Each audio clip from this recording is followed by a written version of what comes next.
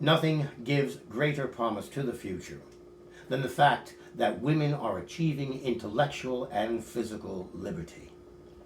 It is refreshing to see that here in our country in 1885, there are thousands of women who think and express their thoughts, who are thoroughly free and thoroughly conscientious, who have been neither narrowed nor corrupted by a cruel faith. Women who do not stand before the altar of a cruel faith with downcast eyes of timid acquiescence, or pay to impudent authority the tribute of a thoughtless yes.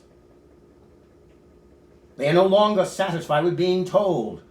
They examine for themselves. They are no longer the prisoners of society, the self-satisfied serfs of husbands or the echoer of priests. They demand the rights that naturally belong to intelligent human beings. If wives, they wish to be the equal to husbands. If mothers, they wish to rear their children in an atmosphere of love, liberty, and philosophy. They believe that women can discharge all their duties without the aid of superstition, and preserve all that is true, pure, and tender without sacrificing in the temple of absurdity the convictions of the soul. Women are not the intellectual inferior to man. They have lacked not mind, but opportunity. In the long night of barbarism, physical strength and the cruelty to use it was the badge of superiority. Muscle was more than mind. In the ignorant age of faith, the loving nature of woman was abused. Her conscience was rendered morbid and diseased. It might even be said that she was betrayed by her own virtues. At best, she secured not opportunity, but flattery, the preface to degradation. She was deprived of liberty, and without that, nothing is worth the having. I understand that for many thousands and thousands of years, the great questions of existence have been settled by religion. I understand that during all that time, men got their information from priests. I know that when India was supreme, they worshipped Brahma and Vishnu. And when Rome held in its hand the red sword of war, they worshipped Jove. And now our religion has swept to the top. Any man living 300 or 1,000 years ago would have said, this is the only true religion. Why? Because here is the only true civilization. And now all those religions having died, although they were all true religions, we say ours is the only true religion because ours is the greatest commercial nation on earth. Man has made every religion on this earth. And that religion has been good or bad according to whether the men who made it were good or bad. If they were savages and barbarians, they made a god like Jehovah. Every man makes his own god. Show me the god a man worships, and I will tell you what kind of man he is. Every man makes his own god. Every man worships his own god. And if you are a civilized man, you will have a civilized god. And we have been civilizing our God now for hundreds of years. He is getting better every day. I know that many people believe that it is only in the Bible where one can find a true and perfect standard of morality. There are many good precepts, wise sayings, good rules and regulations in the Bible. And these are mingled with bad precepts, foolish sayings, absurd rules, and cruel laws. In Exodus, we are given the account of how Jehovah delivered the Jews from Egyptian bondage. We now know that the Hebrews were never enslaved by the Egyptians. We know this because there cannot be found in the Egyptian language one word of Hebrew origin. Nor can there be found in the language of the Hebrews one word of Egyptian origin. This being so, we know that the Jews and the Egyptians could not have lived together for hundreds of years. Certainly, Exodus was not written to teach morality. In that book you cannot find one word against human slavery. As a matter of fact, Jehovah was a believer in that peculiar institution. The killing of cattle with hail and disease, the murder of every firstborn, so that in every house is death, certainly wasn't moral. It was fiendish. Many of the laws found in Exodus, Leviticus, Numbers, and Deuteronomy are good. Many are absurd and cruel. The entire ceremonial of worship is insane. Most of the punishments for the violation of law are brutal. The fact is that the Pentateuch, the first 5 books of the Bible, upholds nearly all crimes. And to say that it is moral is as absurd to say that it is merciful or true. Jehovah murdered 70,000 Jews because David took a census of the people. David, according to the account, was the guilty one, but only the innocent were killed. The book of Job shocked the heart of every good man and woman. The children of Job are murdered to settle a wager between God and the devil. Nothing is done for the children who are killed. The problem is that the spirit of the Old Testament is bad, selfish, and cruel. The most fiendish things are commended, commanded, and applauded. I know that there are many Christians who believe that the Old Testament is the foundation and the New is the superstructure. And while they admit that the Old has flaws, they insist that the New Testament is the blossom and perfect fruit. I admit there are many good things in the New Testament.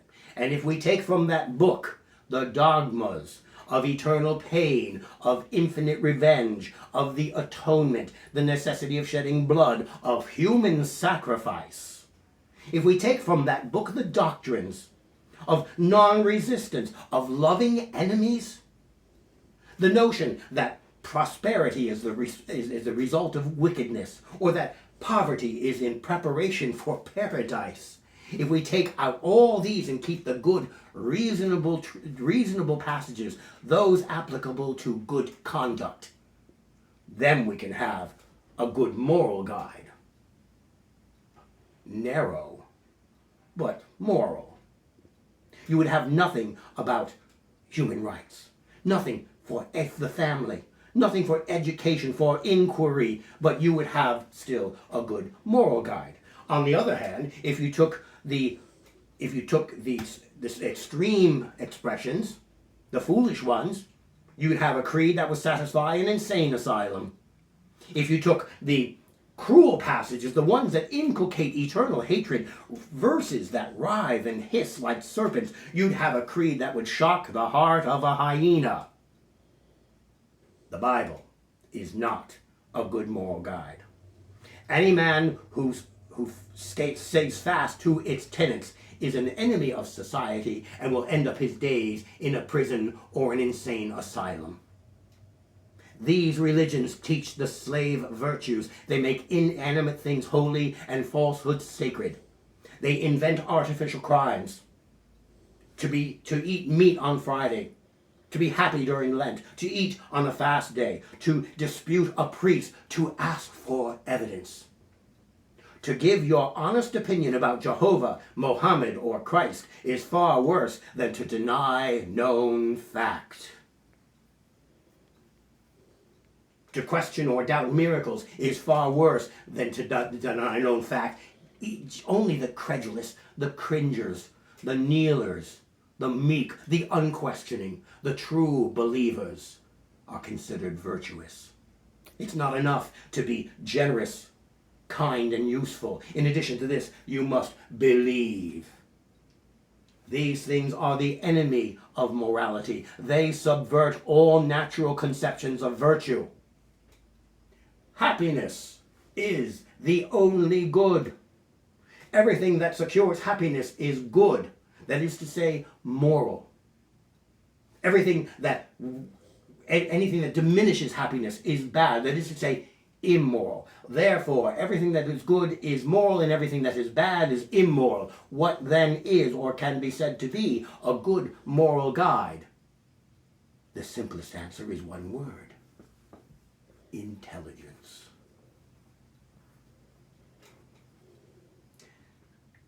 The idea that future happiness depends upon a belief in God is monstrous. It is the infamy of infamies.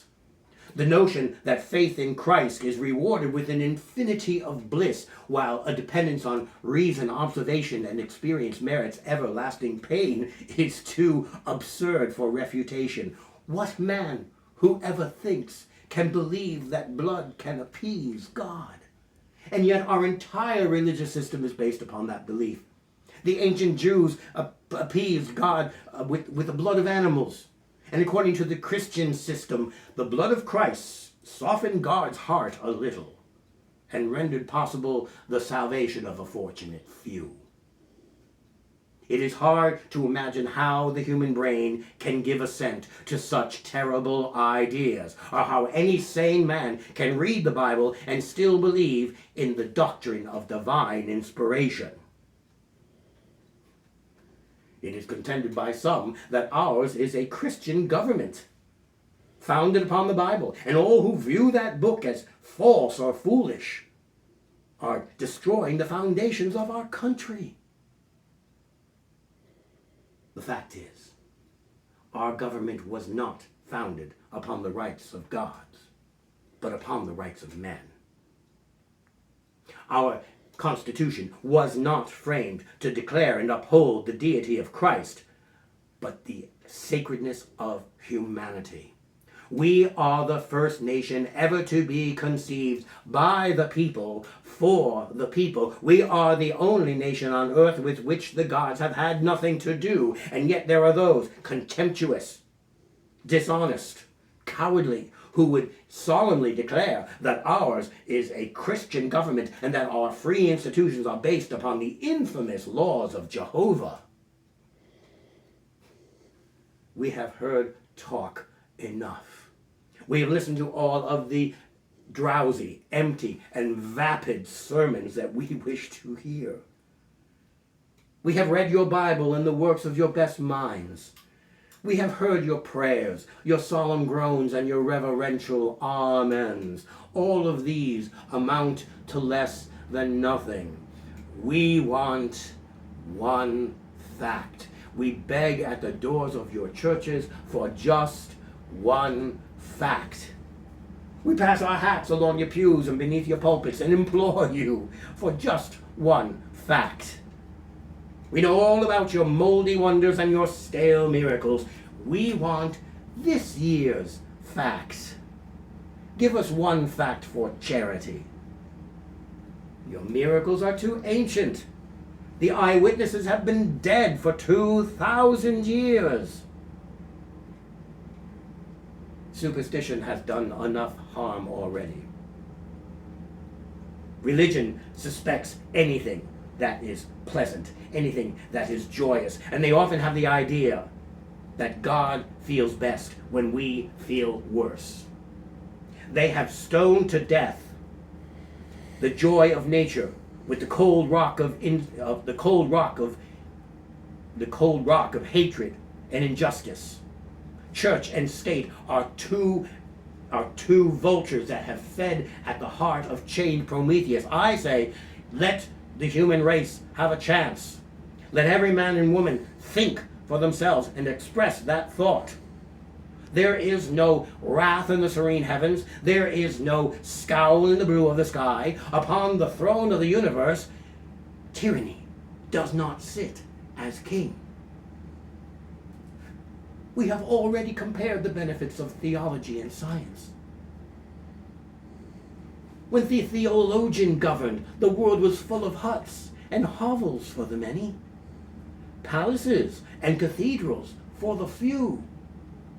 To nearly all the children of man, reading and writing were unknown arts. The poor were clad in rags and skins. They devoured crusts and gnawed bone.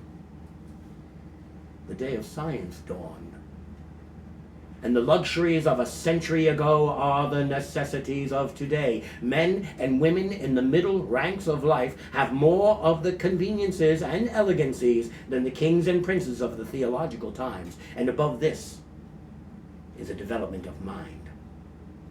There is more of value in the brain of one middle-of-the-road human being, the master mechanic, the chemist, the inventor, than there was in the brains of the world 400 years ago. These blessings did not fall from the sky.